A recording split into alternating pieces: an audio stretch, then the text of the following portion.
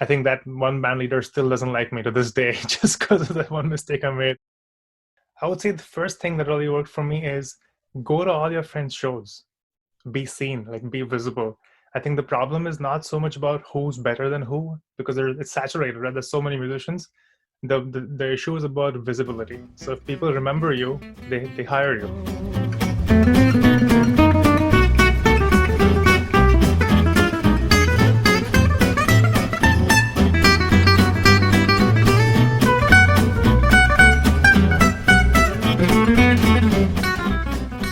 You may be amazing, but you're not gonna get hired because no one remembers you.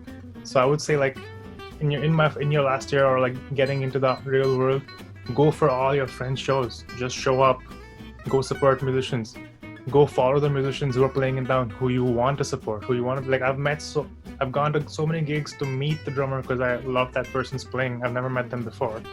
I'll meet them at the gig, we'll get along, we'll exchange numbers, and that person will see my videos on social media, and then a month later, he or she they'll be like, "Here, hey Agneya, I can't do this gig. Do you want to sub in?" Like, that's happened to me so many times. And number two, making sure I don't take anything lightly, because coming out of music school, and then I've been studying jazz all this while, like playing really intricate music and improvising and soloing. You can tend to get into a very artistic headspace, which is great. But if that has an air of arrogance around it, and then you think, "Oh, this is just a pop gig, it's so easy, I won't worry about this," but you show up for rehearsal and you make one mistake, you're fired, right? I really feel like there's no room for error because there's just so many musicians. There's just so many musicians. So, like, if you're not doing the job well, there's no one has time to invest in you anymore. You know what I mean? I think that one band leader still doesn't like me to this day just because of that one mistake I made. But it helped me because next day onwards, I was taking everything so seriously. It's funny because it was at a show, but you know how, like, if you go to a regular concert to watch a band, like an original famous band, they're gonna play a song, they'll talk a little bit, the front person will talk. Like, you never see song back to back, right? In a regular concert, there's always a little bit of talking between songs. But a lot of these event bands, when they play ceremonies or corporate functions or weddings or whatnot, it's in a way like a DJ. So if you stop playing, people stop dancing, and then you get a bad review. So they go from song to song almost nonstop. And that was something really new to me. Me not being completely like flawless kind of just raised the stress levels on stage a little bit.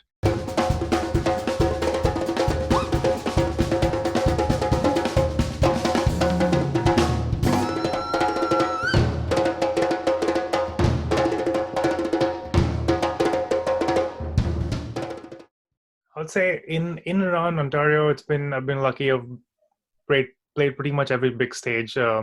Nathan Phillips Square and Young Dundas Square.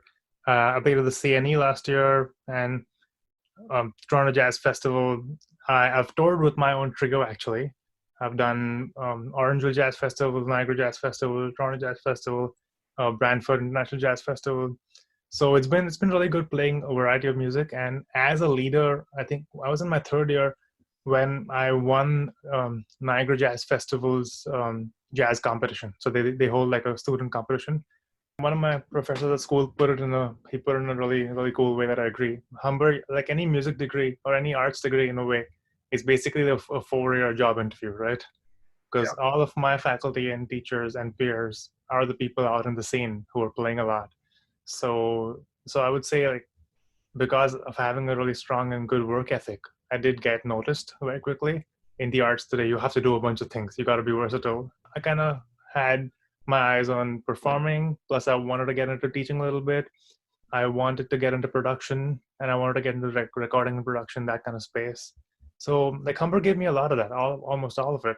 And in my fourth year, I knew that my fourth year was basically uh, my final year where I wanted to have one foot out the door already. MTV came to India in 1995. So as a kid, like, I was watching TV and looking at like Metallica and Megadeth and Limp Bizkit and Linkin Park and all these bands. It wasn't a huge scene, but definitely the big cities, I would say, like Delhi, Bombay, Pune, Bangalore, like the few big metropolitan cities, they had like really small independent music scenes growing. By like 2010 or 2011, there was like big festivals happening in India, like rock festivals, rock music festivals, and like Metallica came to India, Iron Maiden came to India, and all these bands were coming. So my favorite drummers are the ones I respect the most. They can do a lot of stuff from simple to complex without getting the feel affected. So it always feels good. So I feel like that's kind of my goal.